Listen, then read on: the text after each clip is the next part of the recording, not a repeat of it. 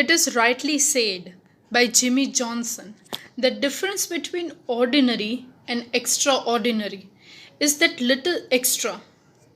With this beautiful thought, a very good morning to all my dear students. I hope that you all are in good health. This is Shreya Jadhav and I welcome you all to my e-learning channel. Today we are going to learn English, Grade 9, Chapter 3, The Little Girl, written by Catherine Mansfield. So before starting up with the reading and explanation of the chapter, let us know something about the author. Kathleen Mansfield Murray, born on 14th October 1888, died on 9th January 1923. Catherine Mansfield was a prominent New Zealand modernist short story writer and poet who was born and brought up in a colonial New Zealand and wrote under a pen name of Catherine Mansfield. Settling in England, she was diagnosed with tuberculosis in 1917. The disease claimed her life at the age of 34. So now, let us go through the introduction for answers. Dear students, whenever you write down your question answer or whenever you are appearing for exams and writing down question answers, always remember to start your answer with introduction. This makes your answer more presentable. Prose. Prose name, The Little Girl. Author's name, Catherine Mansfield. Genre, short story.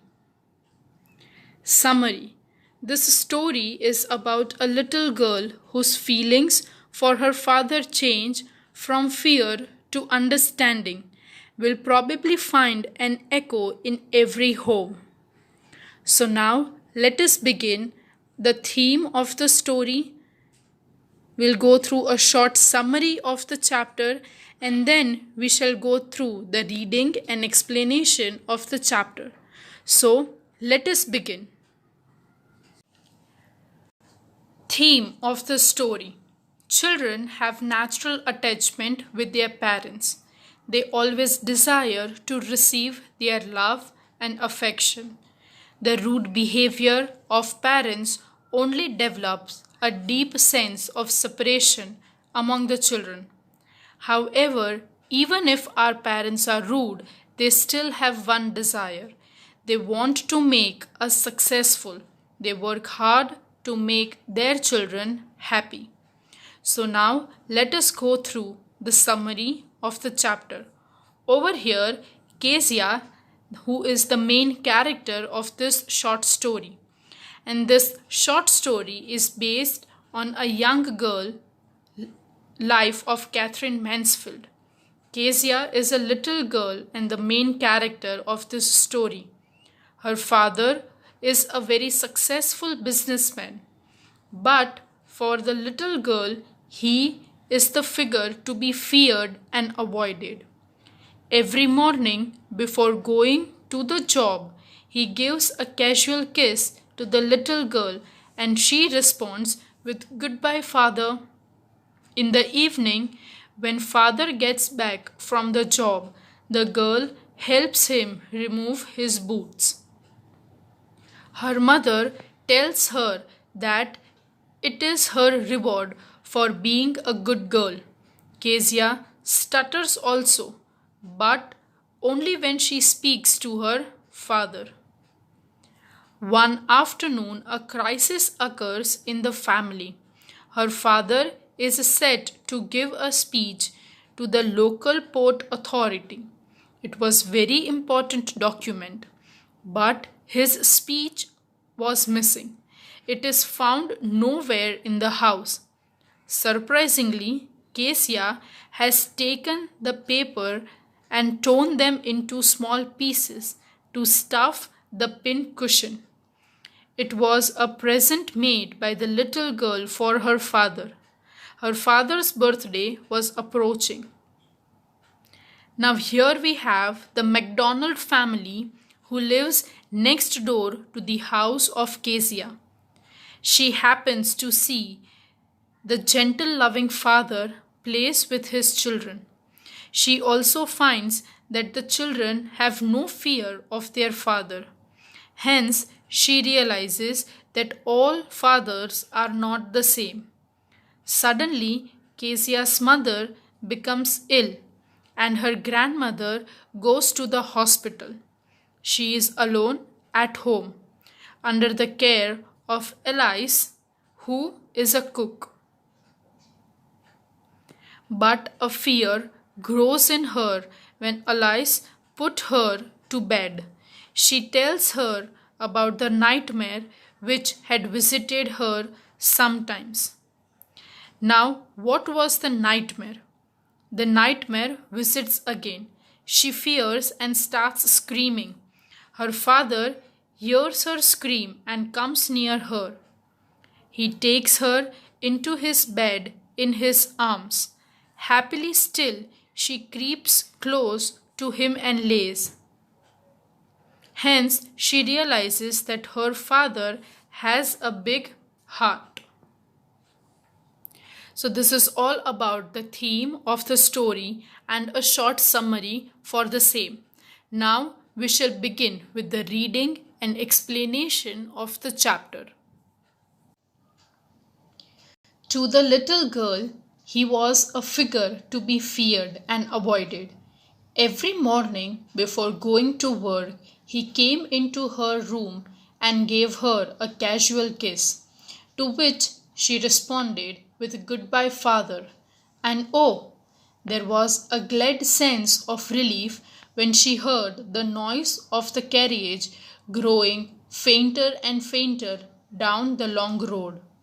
In the evening, when he came home, she stood near the staircase and heard his loud voice in the hall. "Bring my tea into the drawing room. Hasn't the paper come yet? Mother, go and see if my paper's out there. And bring me my sleepers." So over here in the first paragraph, it has been said that there is a little girl whose name is Kezia, and she has something to be feared and something which she could avoid. Every morning, before his father used to go for work, he would come into her room and would give her a casual kiss, in which, responding, she would say, "Goodbye, father." And after saying that, when she used to listen to those noise getting fainter and fainter down the long road, she had a great sense of relief because she was really very scared of her father. And when in the evening his father used to return back, she used to stand near the staircase and would listen to his loud voice called up in the hall. He would be saying that bring the tea into the drawing room, and he would be asking whether the paper has arrived or not. And moreover to that, he would say that the father wanted his sleepers. "Kezia," mother would call to her, "if you are a good girl, you can come down and take off father's boots." Slowly, the girl would slip down the stairs, more slowly still across the hall, and push open the drawing room door.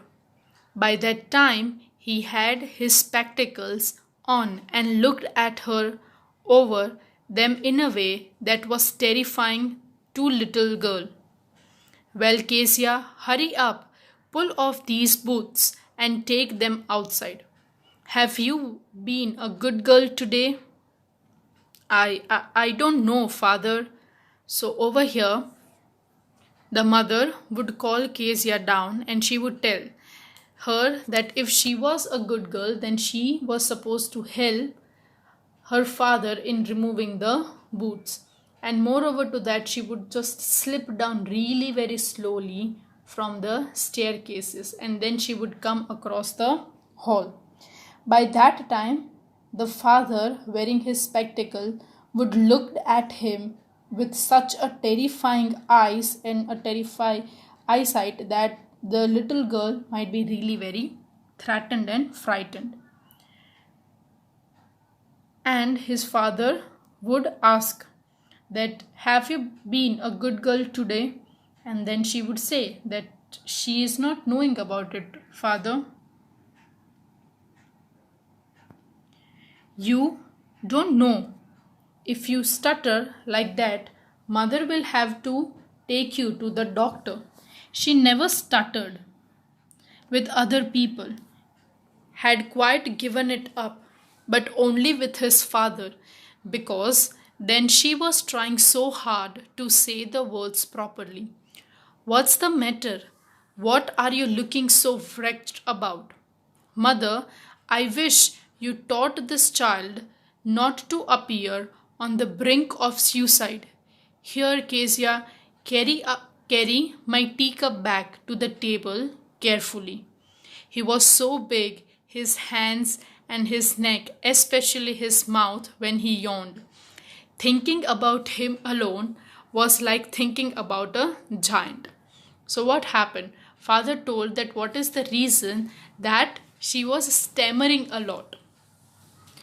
And his father told that if she would continue the same thing, then she was supposed to be taken to the doctor.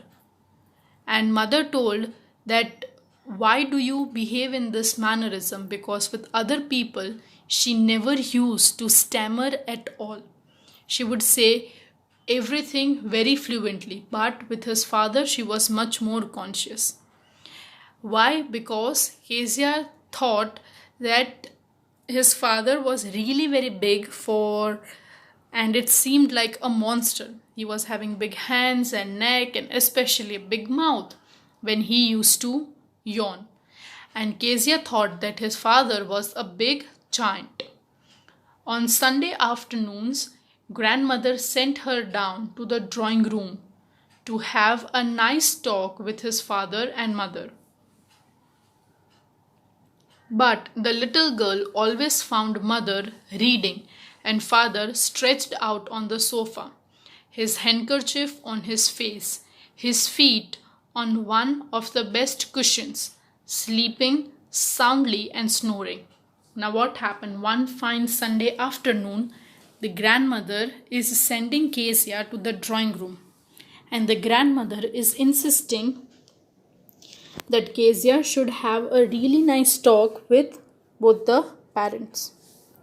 But Kezia always used to find that her mother was reading down something and the father was stretched out, means he was lying down on the sofa, and he was having his handkerchief on his face, and his feet was one of the best cushions, and he was sleeping very soundly and he was snoring.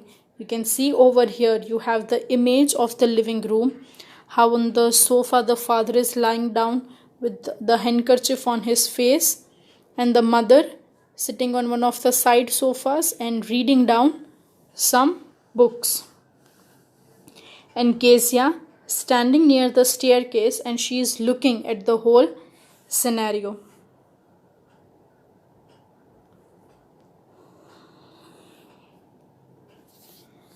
She sat on a stool, gravely watched him until he woke and stretched, and asked the time, then looked at her. Don't stare so, Kezia. You look like a little brown owl. One day, when she was kept indoors with a cold, her grandmother told her that father's birthday was next week and suggested she should make him a pin cushion for a gift out of beautiful piece of yellow silk. So now eventually what happened? The mother used to tell her that don't look, constantly don't stare, because when she was constantly staring, she used to look like a little brown owl. One day she was kept inside because she was suffering from cold, and at that time duration the grandmother told her that her father's birthday was approaching the next week, and the grandmother suggested that she should be making a pin cushion for a gift from a beautiful piece of yellow silk. Laboriously, with a double cotton, the little girl stitched three sides. But what to fill it with? That was the question. The grandmother was out in the garden, and she wandered into mother's bedroom to look for scraps. On the bed table, she discovered a great many sheets of fine paper, gathered them up, tore them into tiny pieces, and stuffed her case, then sewed up the fourth side. That night there was a hue and cry in the house. Father's great speech for the Port Authority had been lost. Rooms were searched, servants were questioned. Finally, mother came into Kezia's room. Kezia, I suppose you didn't see some papers on a table in our room. So, what happened? The girl followed the advice which was given by the grandmother, and she took a fine cloth. She stitched it from all the three sides, and the fourth side was kept open. But now she was wondering what to put inside. Mother was not available, and moreover to that, the grandmother was busy with the garden work. And when she went into her parents' room, she saw that there was pile of paper put over there. And what happened? She took the paper and she tore it into little pieces. She stuffed everything inside, and then she sewed up the fourth side. That particular night there was anger and protest in the house, because those pile of paper were father's great speech which he was supposed to deliver for the Port Authority.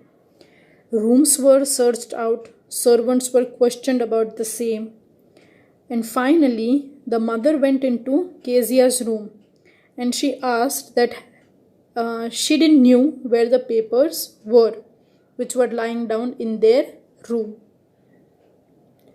Oh yes, she said, I tore them up for my surprise.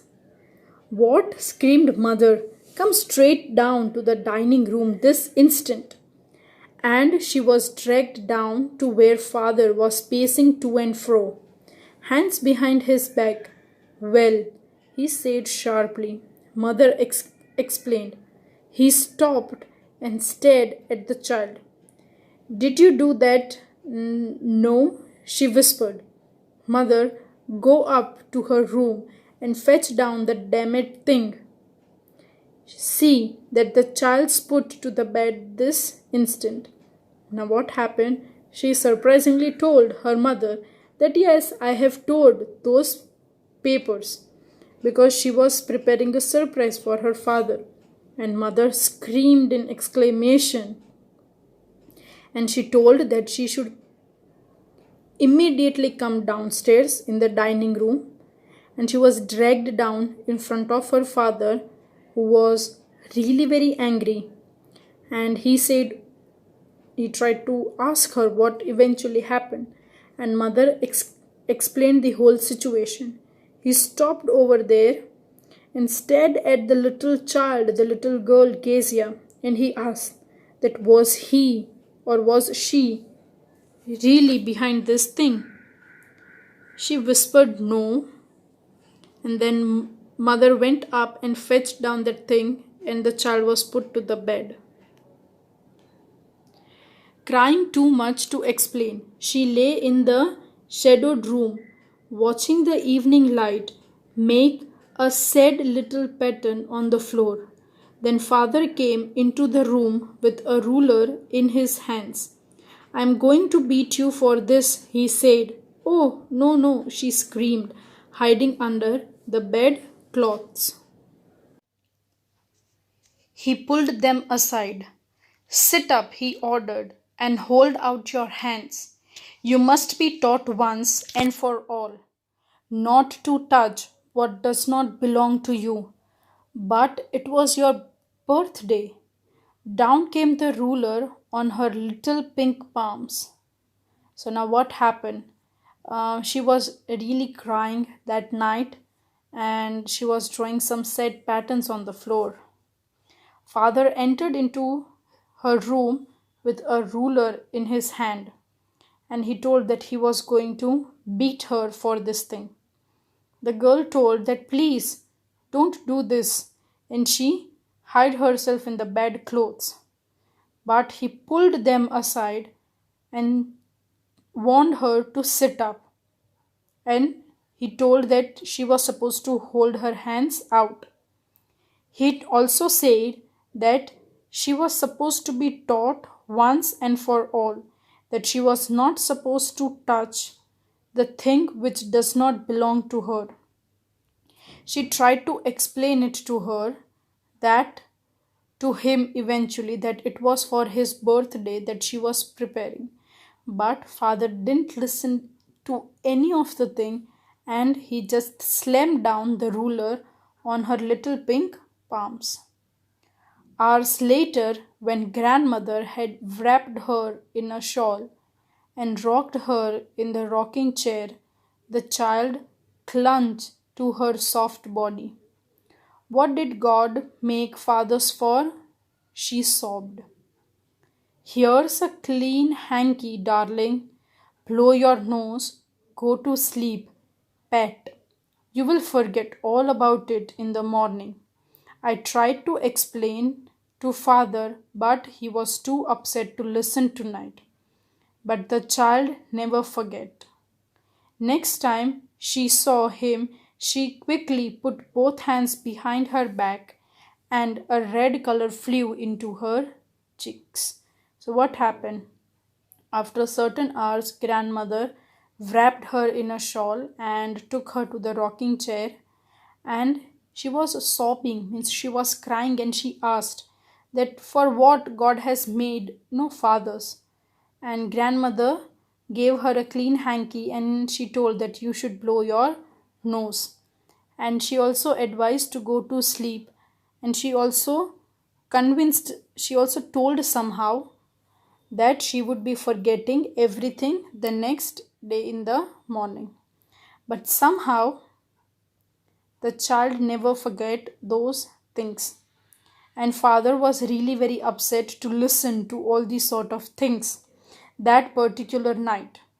Now next time whenever she came in front of his father, her cheeks were always red in color and she put both her hands behind. The MacDonald lived next door. They had 5 children.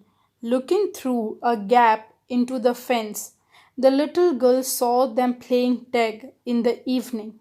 The father, with the baby Mio on his shoulders, 2 little girls hanging to his coat pockets, ran around and around the flower beds, shaking with laughter.